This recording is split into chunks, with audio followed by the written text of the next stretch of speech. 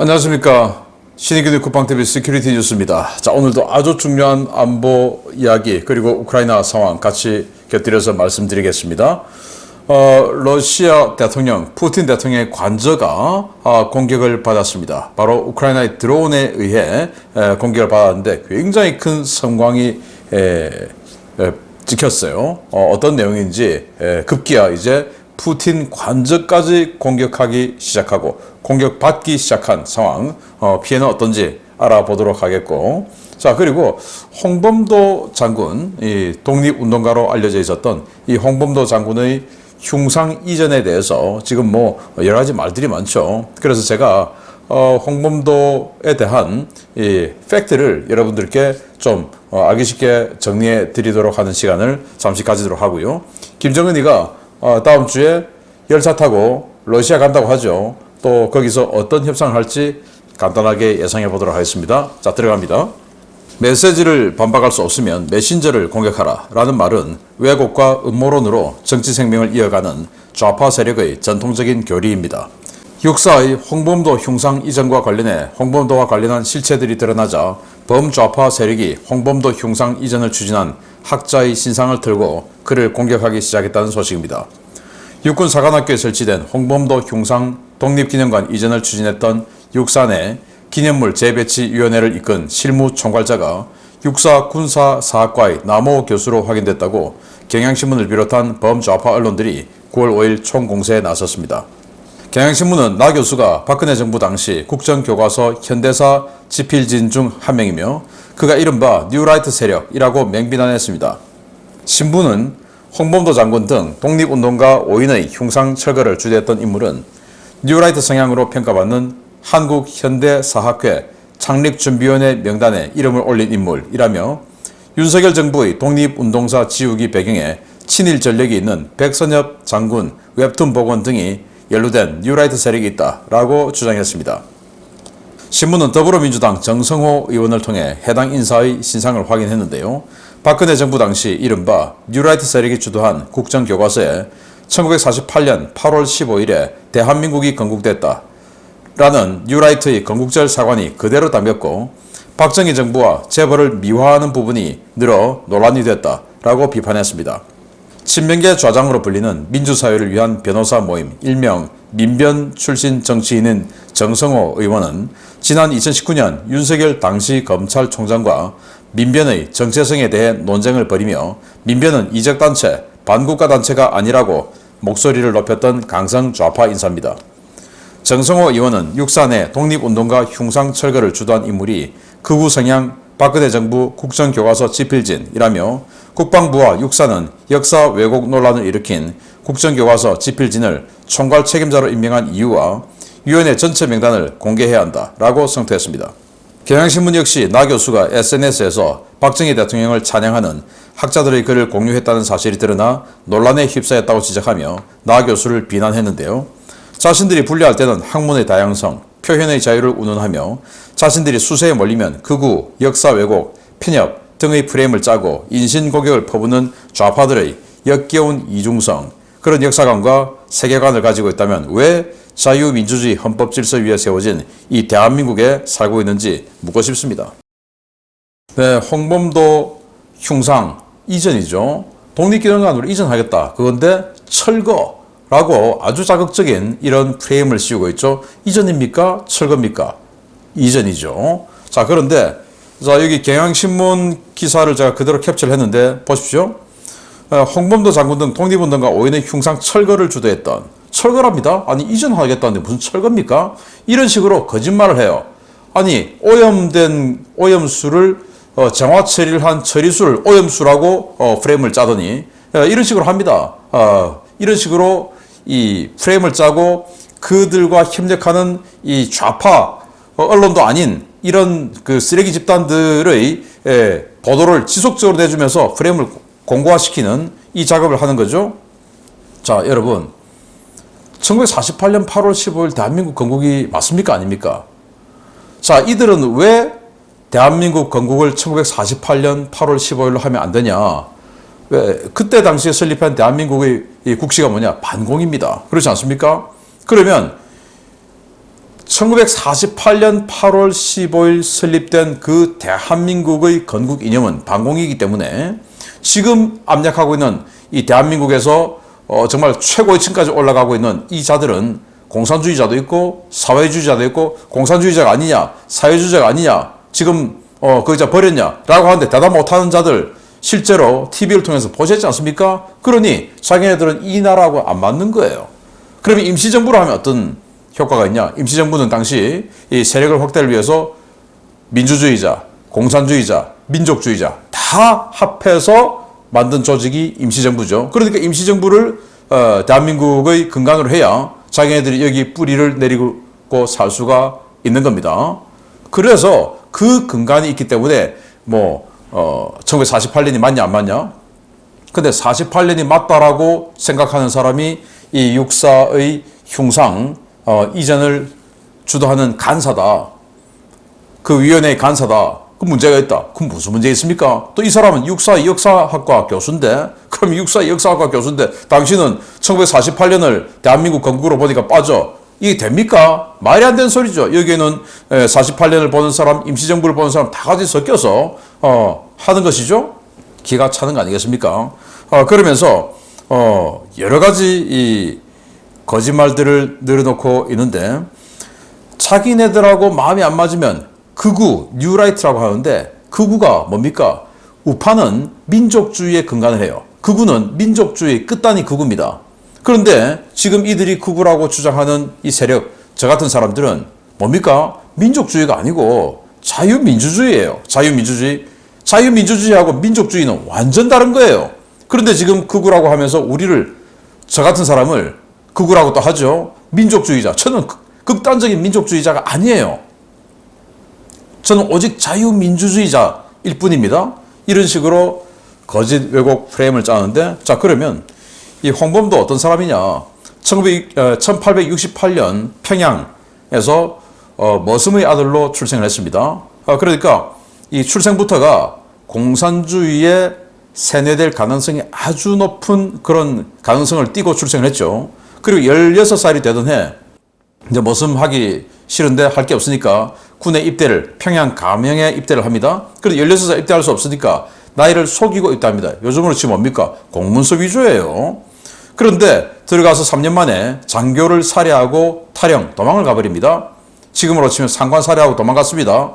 기가 차죠. 이때 상관은 어떤 사람입니까? 이 사람이 일본 사람입니까? 조선군의 그냥 장교예요. 그 장교 자기하고 마음 안 맞는다고 죽여버리고 도망갔어요. 어디로? 금강산으로. 평양에서 금강산으로 도망갑니다. 절에 갔어요. 절에.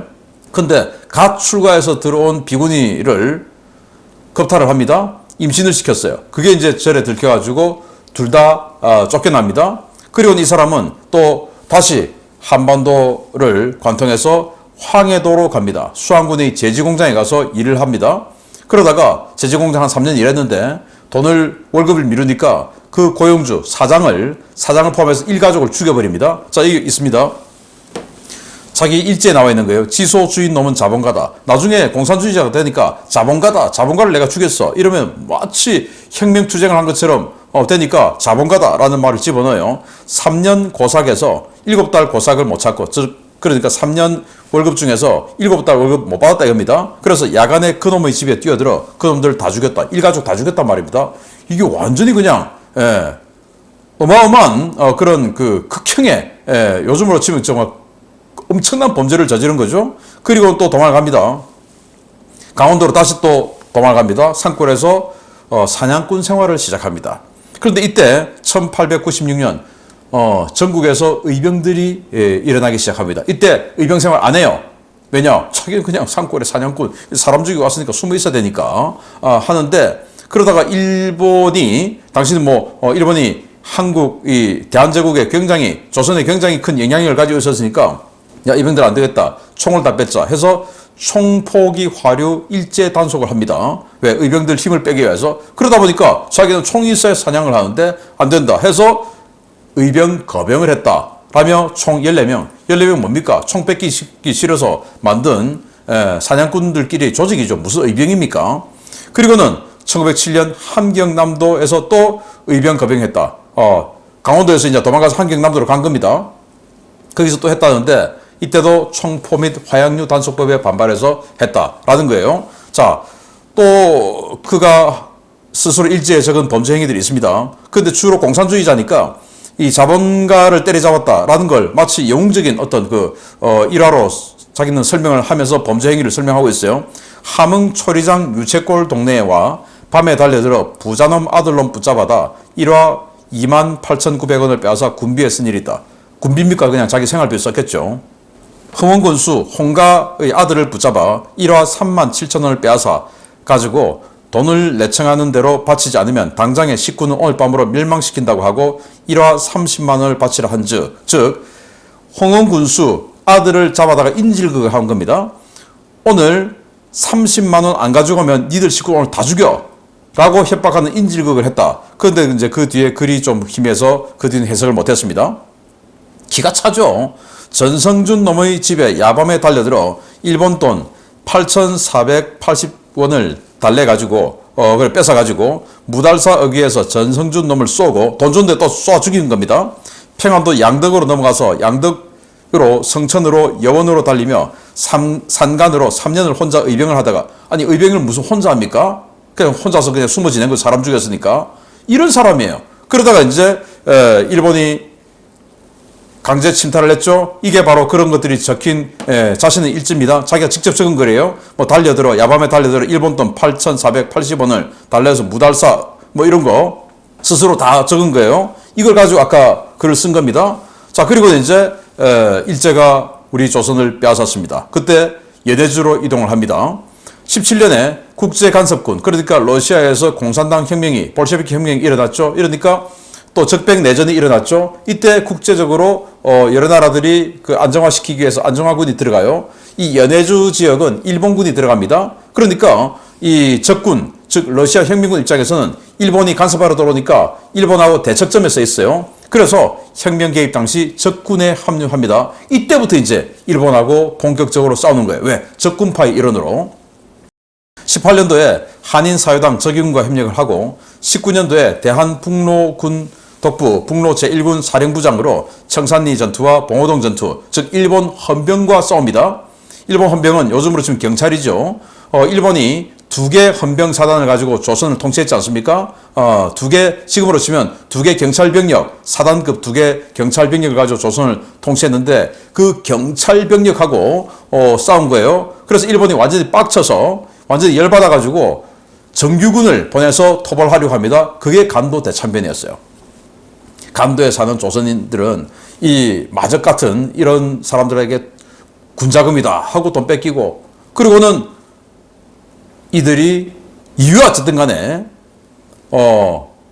일본군하고 싸웠던, 즉 헌병하고 싸웠던, 경찰과 싸웠던 그걸로 인해서 일본군이 완전히 열받아서 간도에 있는 조선인 다 쓸어버려 해서 정규군이 들어와요. 그러니까 이제 정규군하고 상대가 안 되죠. 그냥 경찰, 헌병 소속은 일본 군인데 실제로는 경찰병력하고는 싸울 수가 있었는데 정규군이 딱 들어오니까 이건 상대가 안 되죠. 그래서 다 이때부터 사실은 이 독립군들이 굉장히 약화돼요. 정규군이 들어와 버렸으니까. 그리고는 이제 19년도에 소련 지원으로 이동희와 독립군단 창설을 시도합니다. 그래서 독립군을 다 모아서 공산화 시키는 작업에 들어가요. 그래서 지금 이제 흑룡강성 북쪽에 있는 즈보보드니 자유시, 해석을 하면 자유시, 자유의 도시라는 곳으로 이동을 합니다.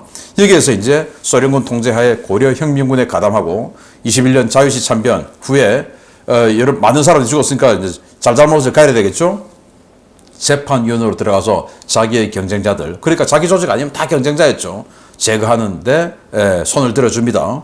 그리고 22년 모스크바 코민테른 공산당 극동민족대회에 참석해서 최고 수장인 레닌과 그리고 공산당 선전가인 트로츠키가 누구냐? 바로 당신은 전쟁에 관심이 없어도 전쟁은 당신에게 관심이 있다 라고 하는 그 유명한 말을 했던 그 트로츠키하고 독대를 하는 영광을 누립니다. 그리고는 요즘으로 치면 사인을 받아요. 그리고 독립군 세력 중에서 자신하고 반대파인 상해파 독립군인 김호남과 김창수를 살해합니다. 그리고는 소련군에게 잡혔어요. 잡혔는데 아니 레닌 동지에게 받은 내가 이런 편지도 있는 사람인데 어디 감히 해서 풀려납니다. 27년 소련 공산당에 정식 입당을 합니다. 그리고 연해주 고려인 지도자 대회에 합류합니다. 일본군하고 이때부터 안 싸워요. 싸운 적 없어요. 그냥 공산당으로서 활동을 합니다. 왜냐? 이때는 일본군하고 소련군하고 적대적인 관계가 아니었어요. 이때는 일본은 중일 전쟁에 이후에 이제 올인을 하던 그런 시기였습니다. 그러다가 뭐 농원한 전투 때 갑자기 일본이 이상한 짓 하는 바람에 소련군이 이제 일본하고 다시 적대적으로 됐죠. 자기는 소련 사람이기 때문에 일본하고 안 싸운 겁니다.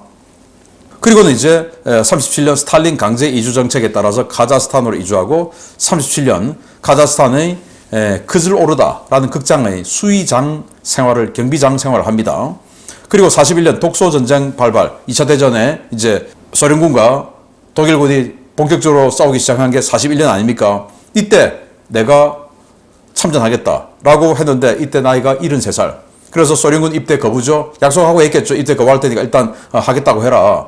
하고는 이제 선전가로 활동하면서 참전을 독려합니다. 나는 늙었다. 그러다 나의 마음이 지금 파시스트들과 전쟁을 한다. 젊은이들 모두 무기를 잡고 조국을 위해 용감하게 나서라. 자기 조국은 소련인 겁니다. 소련군 입대할 수 있다며 극장에서 사격 시범까지 보여줬습니다. 그리고는 45년 노환으로 사망했습니다. 이때까지 잘 살은 겁니다. 그리고 93년 이 대한민국과 북한이 선명성 경쟁을 할 때 북한이 카자흐스탄에 홍범도 유해 송환 요구를 합니다. 그때 김영삼 대통령도 질세라 같이 합니다. 그리고 95년 카자흐스탄 고려인 사회는 아니 그는 고려인인데 무슨 소리냐 하고 반발을 했는데 결국 문재인 정부 때 이렇게 데리고 와서 현충원에 안장을 했습니다. 어떤 생각 드십니까? 이건 거짓말을 섞은 게 아니고 그냥 역사적 사실을 나열한 거예요. 자, 이런 사람이 홍범도였습니다. 다음입니다. 우크라이나가 러시아에게 점점 더 강력한 메시지를 보내기 시작했습니다. 최근 러시아 주요 도시들을 유린하고 있는 우크라이나 공격 드론이 어제 새벽 푸틴의 관저를 공격했다는 소식입니다. 격추는 되었지만 푸틴 정말 많이 놀랐을 것 같습니다. 우크라이나 영토에서 발진한 자폭 드론 여러 대가 러시아 현지 시각 9월 5일 새벽 모스크바 일대를 공격했으며 공격 대상 중에는 블라디미르 푸틴 러시아 대통령의 관저 중 하나가 포함되어 있었다고 러시아 국방부가 밝혔습니다.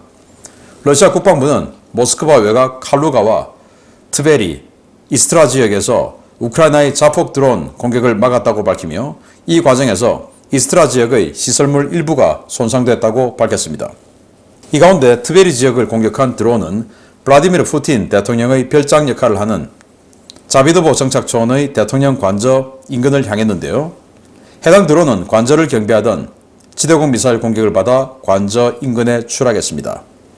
당시 상황을 목격한 운전자들은 새벽에 대통령 관저 건물 쪽에서 큰 폭발과 섬광을 봤다라며 뭔가 터진 것 같다라고 밝혔는데요. 러시아 당국은 관저는 피격되지 않았고 푸틴 대통령도 그곳에 없었다라고 밝히고 있습니다. 소련 때부터 최고 지도자의 별장으로 활용되는 자비드보 관저는 소련의 캠프 데이비드라는 별명을 갖고 있는 곳인데요. 모스크바에서 북쪽으로 약 120km 떨어진 곳에 있는 이곳은 주변에 울창한 산림과 큰 호수를 끼고 있어 푸틴 대통령이 휴가 때는 물론 여름철에 주로 머무는 별장입니다. 이번 공격은 지난 5월 2일 우크라이나 드론 2대가 크렘린궁을 공격했던 사건에 이어 넉 달 만에 벌어진 푸틴 대통령에 대한 직접 공격 시도인데요. 과연 푸틴이 이번 공격에 어떤 보복 조치에 나설지 지켜봐야겠습니다. 야, 정말 대통령 별장 멋지네요. 소련 시절의 공산당 서기장 별장입니다. 아니 공산당 다 평등하게 살아야 되는데 이런 별장을 여러 곳, 여기 테니스장도 있고 엄청나게 좋아요. 푸틴 대통령이 말 타고 곰 잡고 하는 그런 선전 영상 찍는 곳이 다 이곳이라고 합니다.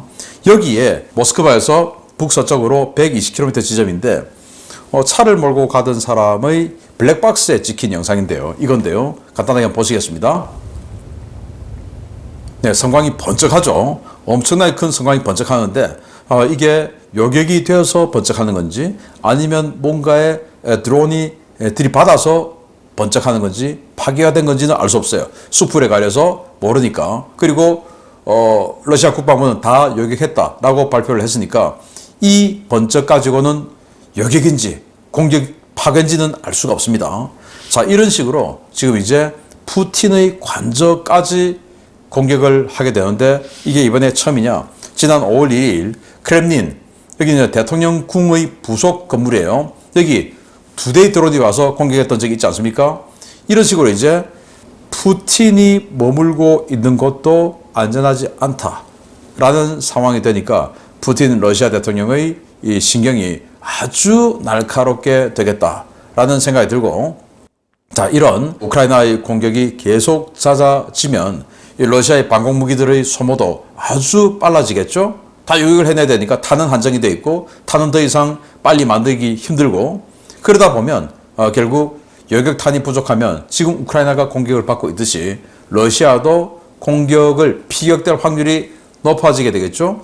푸틴 대통령의 관저는 굉장히 많다고 합니다. 그래서 그날 밤에 어디서 잠을 잘 건지는 아무도 모른다고 해요. 우리처럼 대통령 관저가 정해져 있고 그게 아니다라는 겁니다. 그래서 뭐 이런 일로 해서 정말로 푸틴 대통령의 신상에 큰 문제가 생길 가능성은 아주 낮지만 이로 인한 극도의 스트레스가 발생할 가능성이 높아졌다라고 하는 생각이 드네요. 아무튼 점점 과감해지고 대담해지는 우크라이나의 드론 공격 전과 알아봤습니다. 마치겠습니다. 감사합니다.